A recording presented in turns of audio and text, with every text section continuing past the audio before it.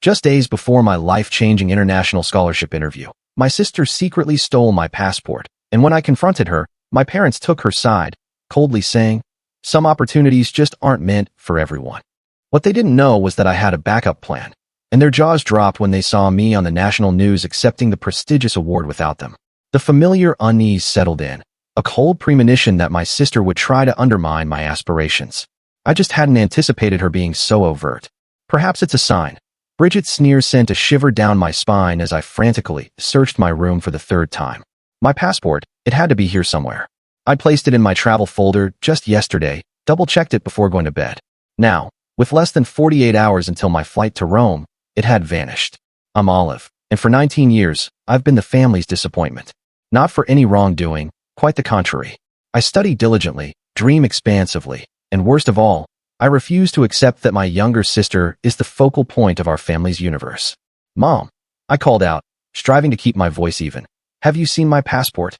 "Honey, you probably misplaced it." Mom's voice drifted up from downstairs, dripping with that accustomed condescension. "You know how disorganized you become under pressure."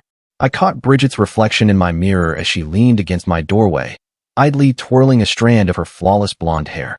"You know, Olive, maybe this is divine guidance telling you to stay put. You're not exactly suited for international travel." The scholarship letter on my desk offered a contrasting opinion, a full ride to a prestigious global policy program, chosen from thousands of applicants. I kept it quiet until the final moment, anticipating the fallout when I announced my acceptance into the program, earned fair and square. I got into the program fair and square, I declared, my hands trembling as I checked my drawer once more. "Why can't you simply be happy for me?" "Oh, I'm always happy for you," Bridget cooed, stepping into my room uninvited. "I just worry. Remember your science fair project, how it mysteriously ignited the night before? Or your prom dress, which somehow got bleached? You're just so unfortunate." My jaw tightened. Those weren't accidents, and we both knew it. Just as my missing passport was no accident. "Olive," Dad's voice boomed from downstairs. "Family meeting now?" I followed Bridget down to our immaculate living room, where Mom and Dad sat like arbiters poised to deliver a judgment. Mom's cross necklace caught the light as she patted the space beside her. "Sweetheart, we need to discuss this scholarship situation." "There's nothing to discuss," I stated, remaining standing. "I earned this. I'm going, with or without a passport." Dad raised an eyebrow. "Be realistic, honey. Perhaps this is a disguised blessing. You're not ready for something of this magnitude." "I'm more than ready." "She's just envious," Bridget interjected, her voice quivering with feigned tears. "Ever since I was asked to be youth pastor, she's been trying to outdo me. Now she's fabricating stories about missing passports to grab attention." "I'm not fabricating anything." But even as I said it, I watched Mom draw Bridget into a hug, shooting me that look, the one that implied I was being difficult again, causing trouble, hurting my sister. "Olive," Mom sighed. "Sometimes the Almighty closes doors for a reason. Remember what Pastor Mike said about contentment." I felt something click inside me. Not violently, but a quiet turning of a lock. "You're right," I said, surprising them all. "Perhaps I should pray about it."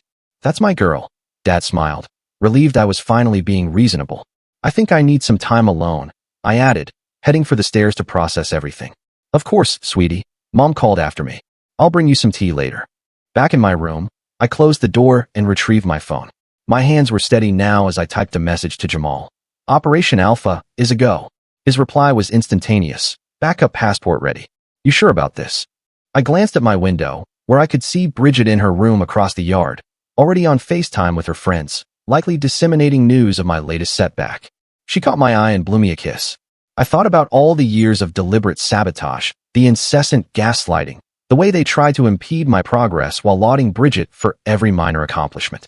They believed they had me categorized, the quiet, compliant eldest daughter who would eventually accept her subordinate position. They had no inkling of what was coming. "Absolutely sure," I texted back.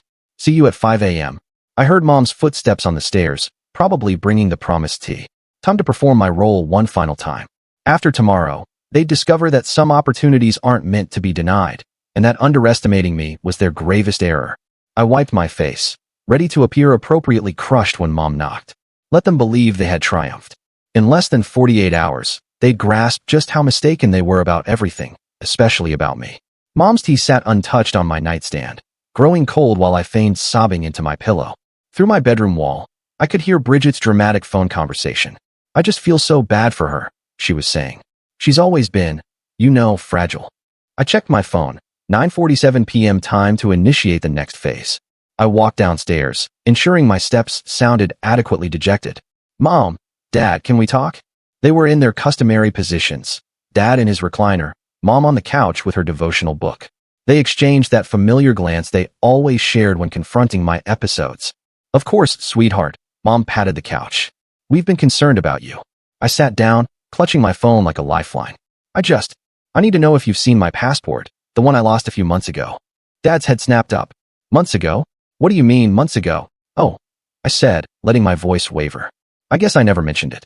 I lost it back in March, right after I received the scholarship news. I was so mortified. Mom's face tightened. March?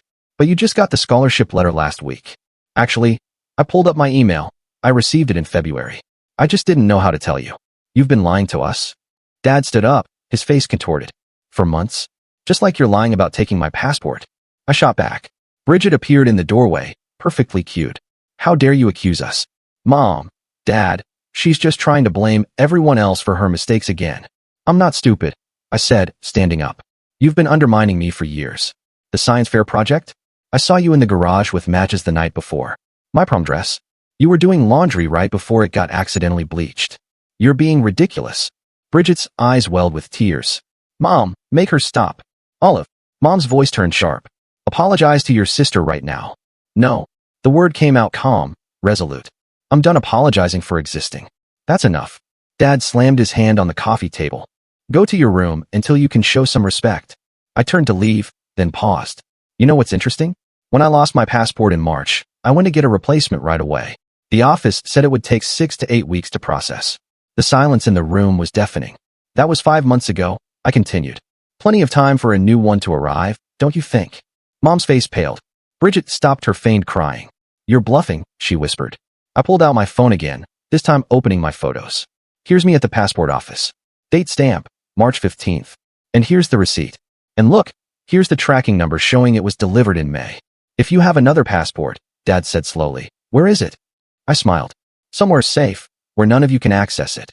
You ungrateful little. Bridget lunged forward, but Mom caught her arm. Olive, Mom's voice trembled with forced calm. If you're planning something foolish. Like what? Following my dreams. Achieving something on my own.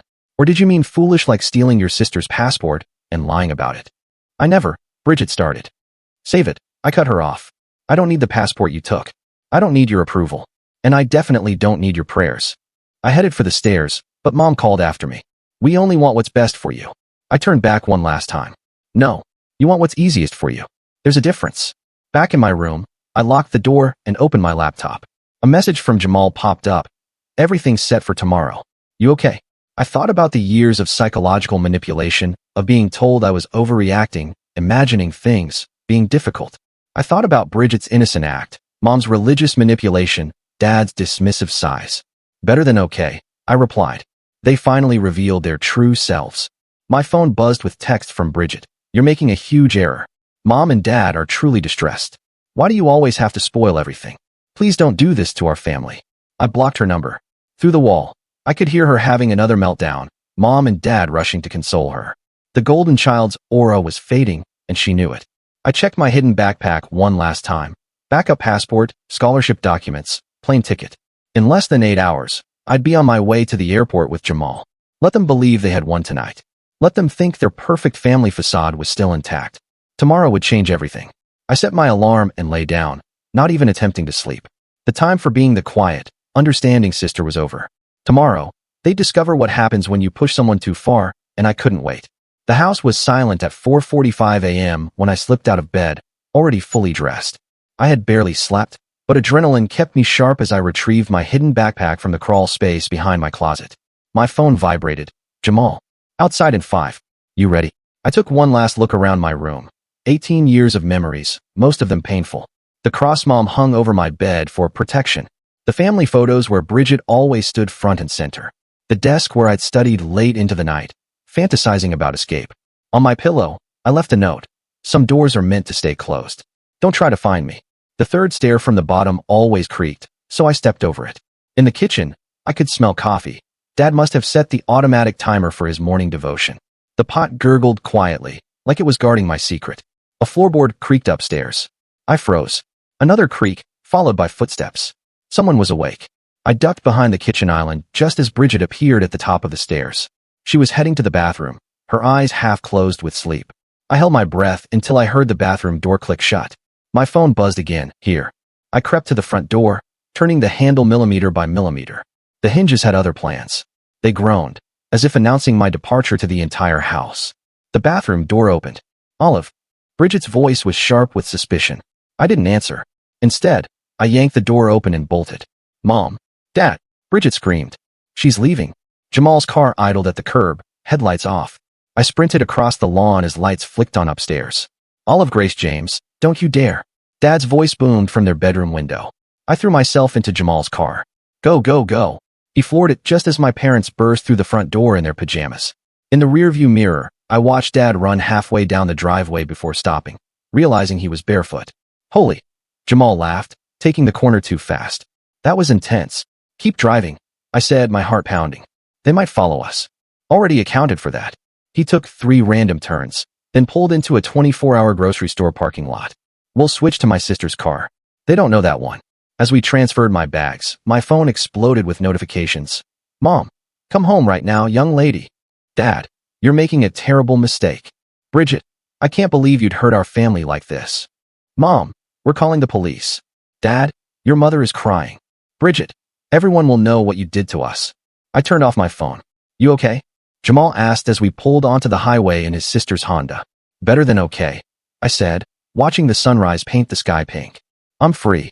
We made it to the airport by 6 a.m. Jamal insisted on walking me to security. You sure about this? He asked. Once you go through those gates. I've never been more sure of anything. I hugged him tightly. Thank you for everything. Just promise you'll actually enjoy Rome instead of plotting revenge the whole time. Why not both? I grinned. Going through security felt surreal. Each step took me further from their control, their manipulation, their suffocating version of love. My backup passport worked perfectly. The TSA agent didn't even blink. At my gate, I finally turned my phone back on.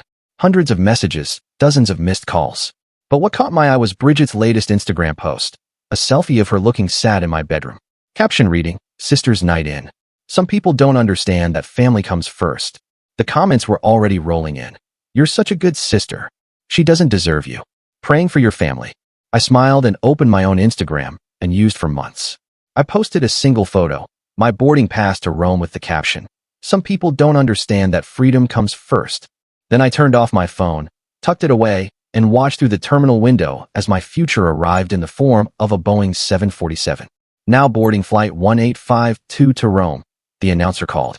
I stood up, grabbed my carry-on, and walked toward the gate without looking back. Behind me lay 18 years of being told I was too much, too ambitious, too different. Ahead lay everything I'd fought for. Let Bridget play the victim. Let my parents call the police. Let them all think they knew my story. I was about to write my own.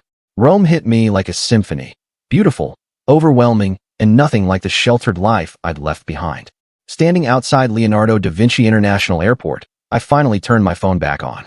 The messages had evolved from threats to bargaining. Mom, please, just let us know you're safe. Dad, we can work this out as a family. Bridget, you're being so selfish. Mom hasn't stopped crying. A new text popped up from an unknown number. Hi Olive, I'm Eva from the scholarship program. I'm your assigned mentor. Look for the red scarf at arrivals. I spotted her immediately, tall, confident, wearing a bright smile along with that red scarf. You must be our American rebel, she said, pulling me into an unexpected hug. The program coordinators told me about your family situation. Don't worry, we've got your back. The scholarship residence was a converted monastery in Trastevere, all ancient stone and ivy-covered walls. My room overlooked a courtyard where students from around the world sat discussing politics and philosophy. Global policy orientation starts in an hour, Eva said, helping me with my bags. Fair warning, they're throwing you right into the deep end. The UN ambassador to Italy is giving the opening address. I must have looked terrified because she laughed. Relax. From what I've seen of your application, you're more than ready. The orientation room was packed with scholars and diplomats. I found a seat near the front, trying to look like I belonged. Today's first presenter, the program director announced, is a last-minute addition. Olive, from New York, will share her analysis of grassroots movements in digital spaces. My heart stopped. What? Eva nudged me. Surprise. I recommended you after reading your application essay. Show them what you've got. Walking to the podium, I thought of all the times Bridget had sabotaged my presentations, how my parents had dismissed my achievements. Not this time. I took a deep breath and began. Social media isn't just changing how we communicate. It's revolutionizing how we organize, protest, and create change. For 15 minutes, I commanded that room. Questions flew, and I fielded them all. The ambassador himself nodded approvingly. Afterward, Eva introduced me to everyone who mattered. Olive's research on digital activism is groundbreaking, she told the program director. We're lucky to have her. My phone buzzed. A local news website from back home had picked up my story. Local students' dramatic path to prestigious scholarship raises questions about family dynamics. The comments section was a battleground. I know this family from church.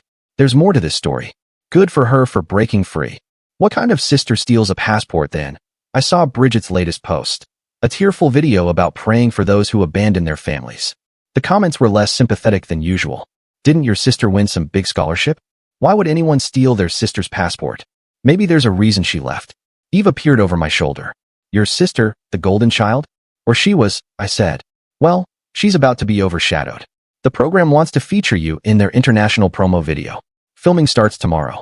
My hands trembled as I realized what this meant. Back home, they'd be forced to watch me succeed.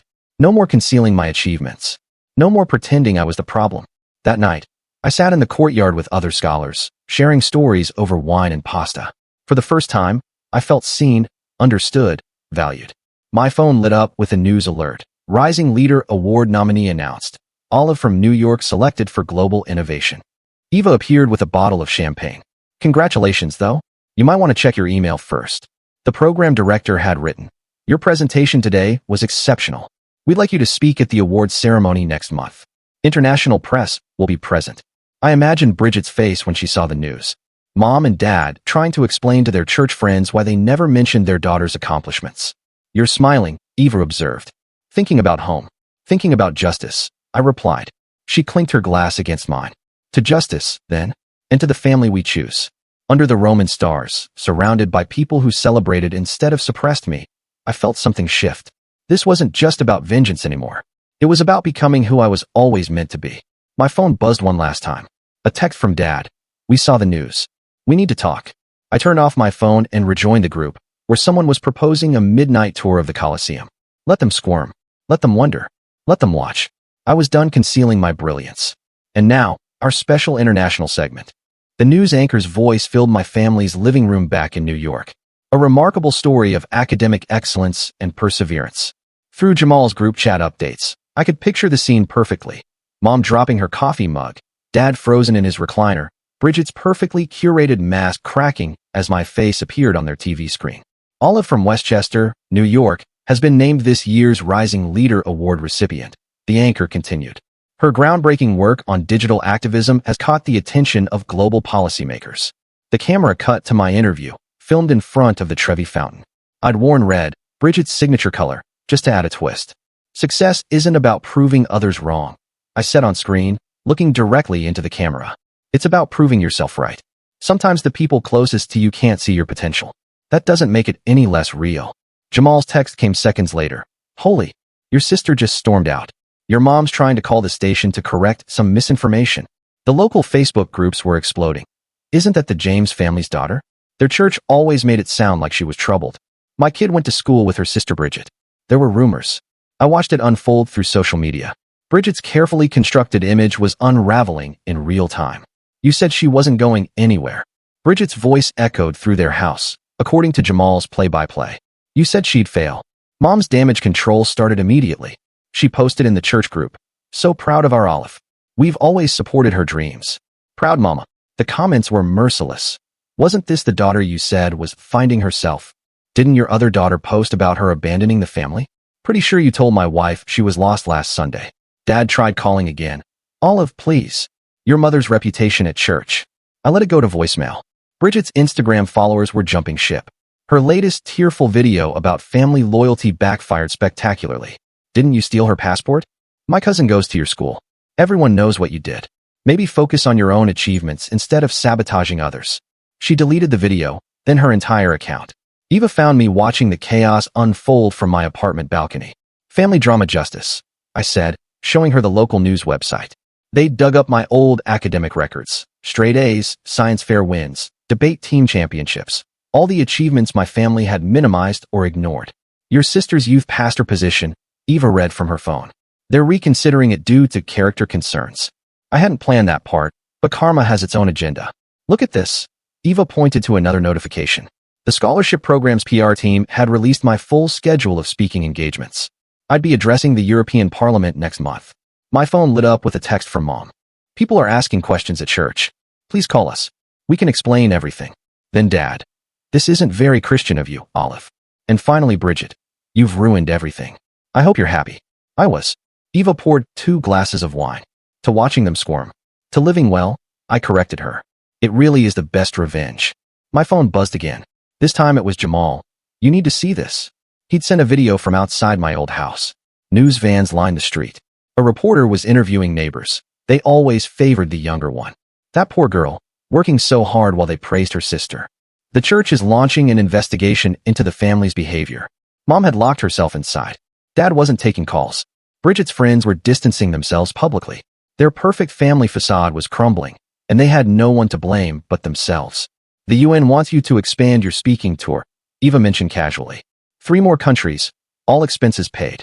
I thought about my family watching each appearance, unable to deny or diminish my success anymore. Every achievement would be another crack in their carefully constructed narrative. When do we leave? Eva grinned. That's my girl. Oh, and heads up, international press conference tomorrow. Any message you want to send back home? I looked out over Rome's skyline, thinking of all the times they told me to dream smaller, aim lower, stay in my place. Just one, I said, pulling up the camera app. Sometimes the black sheep of the family turns out to be the only one who saw things clearly. I posted it with a photo of me at the Colosseum, red dress glowing in the sunset, triumph written all over my face. Let them choke on it. The press conference room buzzed with energy as cameras flashed. Eva stood beside me, whispering last-minute advice. Remember, you're not just a scholarship recipient anymore. You're a symbol. Miss Olive, a reporter called out. Your research on digital activism has caught the UN's attention, but there's also significant interest in your personal story. Would you care to comment on the family situation that's gone viral? I leaned into the microphone, thinking of all the times I'd been silenced. My story isn't unique. Many young people face dynamics that suppress rather than support their ambitions. The difference is, I refuse to accept that suppression as love. Your sister recently posted that you're twisting the narrative for attention. Your response? I think the evidence speaks for itself, I said, pulling up a presentation slide. Here's my academic record. Here's my passport application timeline. Here's the security footage from my high school showing my sister tampering with my science fair project. I didn't create this narrative. I just stopped hiding it. The room erupted with questions. Through the live stream comments, I could see my hometown reacting in real time. Sources say your parents are claiming they always supported your dreams, another reporter pressed. Yet we have multiple church members stating otherwise. I have 18 years of receipts, I replied calmly. Would you like to see them? Back home, Bridget's carefully constructed world was imploding. Jamal sent me clips from her latest youth group meeting. How can you teach us about integrity? One teen challenged her. Didn't you steal your sister's passport? My mom says we need a new youth leader. She'd run out crying. For once, her tears weren't getting her what she wanted. Mom's desperate attempts at damage control only made things worse. She'd posted a long Facebook statement about supporting both our daughters equally until someone shared screenshots of her previous posts dismissing my achievements. The church board called an emergency meeting. Dad stopped showing up for his men's prayer breakfast. Their social standing was crumbling. Breaking news. My phone alert chimed. Global Policy Initiative expands youth leadership program. Names Olive as program ambassador. Eva nudged me. They're offering you a permanent position after graduation. Full diplomatic status. I thought of all the times my parents had insisted I'd never succeed outside their protective bubble. Now I was being offered a career they couldn't even comprehend. One more question. A reporter called out. Your sister's recent video suggested you're punishing the family. Are you? No, I said firmly. I'm succeeding. They're just not used to that. After the conference, Eva showed me the latest stats. My story had gone beyond viral. It was becoming a movement. Why Black Sheep Success was trending. Check your email, she said, grinning. The White House Youth Leadership Summit wants you as their keynote speaker. I opened my laptop to find hundreds of messages from young people sharing similar stories. My family tried to stop me from going to college. They always favored my brother. You gave me courage to apply for that scholarship. Then I saw it. An email thread titled Family Updates. Mom had created it years ago to share Bridget's achievements with relatives. I'd never been mentioned. I clicked reply all and attached my latest interview clip. Sometimes love doesn't feel like love at all. Sometimes it feels like control, like suppression, like constant reminders to be less so someone else can be more. That's not love. That's abuse dressed up as protection. Send. Within minutes, relatives I hadn't heard from in years started responding. We had no idea. Your parents only ever talked about Bridget. This explains so much. Jamal texted, your mom just left church in tears. The pastor's wife refused to sit with her. Bridget got removed from the youth leadership program. His next message read, officially for personal reasons. I should have felt vindicated. Instead, I felt light, free, like I could finally breathe without wondering if I was taking up too much air. Eva appeared with a stack of papers. Ready to sign your contract? The UN doesn't wait forever. As I signed, my phone lit up with one last message from Dad. We hope you find what you're looking for. No apology, no acknowledgement, just distance wrapped in passive-aggressive concern. I picked up my phone and typed. I already found it. I found myself, the self you tried to bury, and she's magnificent. Then I turned to Eva. When's our flight to Geneva? Tomorrow morning, she smiled. The world's waiting. Let them watch from their small-town shadows. Let them see what happens when you try to dim someone's light. I was done hiding, and I was just getting started. The gala ballroom sparkled with diplomatic elegance as I adjusted my microphone. 6 months had passed since my departure, and tonight was the culmination of everything. The Rising Leader Award ceremony, broadcast worldwide. Ready? Eva straightened my navy blue gown. Your family's definitely watching. Jamal says they've gathered at your house with the church elders to pray for your soul. I smiled. Let them pray. I'm done feeling guilty for their discomfort. The program director took the stage. Tonight's recipient redefined what it means to overcome adversity. Please welcome Olive. Walking to that podium, I remembered every dismissive comment, every sabotaged opportunity, every time they told me to be less. Not tonight. Success stories usually start with, I had a dream, I began. Mine starts with, I had a backup passport. Gentle laughter rippled through the crowd. We talk about toxic relationships, but rarely about toxic love. The kind that clips your wings while claiming to protect you. The kind that praises mediocrity in one child while punishing excellence in another. In the audience, I spotted several ambassadors leaning forward, nodding. My sister stole my passport to stop me from being here tonight. My parents supported her decision, calling it God's will. But here's what they never understood. Sometimes love doesn't feel like love at all. The cameras panned across the captivated audience. They thought they were protecting me. In reality, they were protecting themselves from the discomfort of watching me outgrow their limitations. My phone buzzed silently in my clutch. Jamal's update. Your mom just left the room crying. Bridget's trying to live stream a response, but keeps getting error messages. To every young person being told to dream smaller, I continued. To accept less, to stay in their place. You don't have to set yourself on fire to keep others warm. Your potential isn't a threat to anyone except those who want to control you. Eva gave me a thumbs up from the side stage. Tonight, I accept this award not just for myself, but for every black sheep who refused to graze where they were told. For every scapegoat who decided to soar instead of suffer. The applause started building. And to my family watching from home, I paused, letting the weight of the moment settle. Thank you. Your attempts to contain me only proved how much space I was meant to take up. Your fear of my light only showed how brightly it could shine. Standing ovation, camera flashes, tears in the audience. Later at the reception, my phone exploded with notifications. Bridget had finally managed to post her response video. My sister's speech was a cruel attack on our loving family. She sobbed. We only wanted what was best. The comments cut her off. Give it up, sis. Return the passport yet. Your act isn't working anymore. She deleted it within minutes.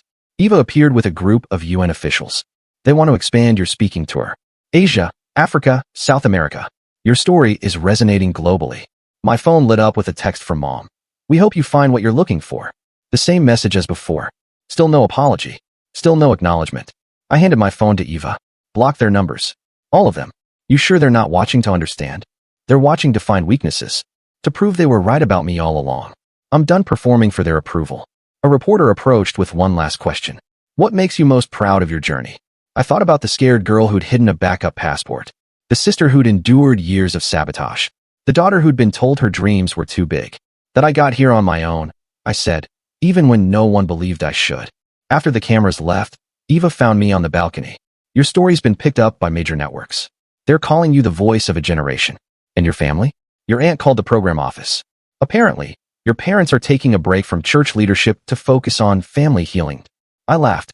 Translation: they can't handle the public scrutiny, and Bridget lost her youth pastor position, her social media influence, and her perfect daughter crown. Turns out, karma doesn't take prayer requests. Eva handed me a glass of champagne. To the black sheep. To freedom, I corrected her. And to never looking back. Below us, Rome glittered like a sea of possibilities. Somewhere in New York, my family was probably crafting their next narrative about their lost daughter. But I wasn't lost. For the first time in my life, I was exactly where I was meant to be. And I was never going back to being small. The interview questions glowed on my laptop screen as I settled into my hotel suite in Geneva. A global youth magazine wanted my take on family dynamics and personal growth. The usual straightforward questions, until the last one caught my eye. Was revenge worth the cost of losing your family? Eva lounged on the couch nearby, scrolling through our schedule. You don't have to answer that one. Actually, I do. I began typing. Revenge implies I acted out of spite. I simply stopped accepting their version of love as the only version possible. The real question isn't whether revenge was worth it. It's whether freedom is worth the price of admission. My phone buzzed. Jamal had sent a local news clip. My parents' church was splitting over differing interpretations of family values. The pastor who'd once praised their parenting had publicly questioned their methods. Your mom tried joining a new church, Jamal texted. They Googled her first. I should have felt triumphant. Instead, I felt nothing. No satisfaction, no regret, just peaceful detachment. Miss Olive, a knock at my door. The UN Secretary General moved up your meeting. Cars waiting downstairs. Eva grabbed her tablet, ready to adjust our schedule. Almost. I turned back to the interview. Success isn't sweet revenge. It's proof that their limitations were never mine. Their small dreams were never my ceiling. Their fear was never my future. The hotel lobby bustled with diplomatic activity. As we waited for the elevator, I noticed a mother and daughter arguing nearby. But I don't want to be a lawyer, the girl protested. I want to study art. We're not having this discussion, the mother hissed. Family tradition. Excuse me, I found myself saying. Both turned, recognizing me instantly. You're that speaker, the mother said. The one whose family tried to clip her wings. Yes. I turned to the daughter. Let me guess, they say they're protecting you? The girl nodded, wide-eyed. Protection that feels like a cage isn't protection at all. I handed her my card. Email me. I know some great art schools in Rome. The mother opened her mouth to object, then stopped, something shifting in her expression. In the car, Eva raised an eyebrow. That was new. Maybe that's the real revenge, I said. Helping others avoid what I went through. My phone lit up with a notification. Bridget had posted for the first time in months. To my sister. I'm sorry. Not for the cameras, not for likes, just sorry. I was wrong. Comments poured in. Character growth. Finally, some honesty. Takes courage to admit fault. I clicked her profile. Her bio had changed. Learning to celebrate others' light instead of trying to dim it. Are you going to respond? Eva asked. No. I put my phone away. Her growth isn't my responsibility anymore. At the UN building, an aide rushed up. The Secretary General asked if you'd share your personal story before discussing policy. I thought about that scared girl with a backup passport, about Bridget's first genuine apology, about that mother in the lobby reconsidering her stance. Tell him I'll share something better, I said. I'll share what comes after survival. That evening, back in my suite, I opened my laptop to finish the interview. People ask if revenge was worth losing my family, but that assumes family is only blood and binding ties. Sometimes family is the friend who helps you escape, the mentor who sees your potential, the strangers who become your strongest supporters. Sometimes family is choosing yourself when no one else will. And sometimes the greatest revenge isn't making them sorry. It's making them irrelevant to your happiness. I hit send, then walked to the window. Geneva's lights sparkled below. Each one a possibility, a future, a dream unbound by anyone's limitations but my own. My phone buzzed one last time. A message from an unknown number. I saw your speech. I'm leaving for college tomorrow. My parents said I couldn't, but I got a backup passport too. Thank you for showing me how.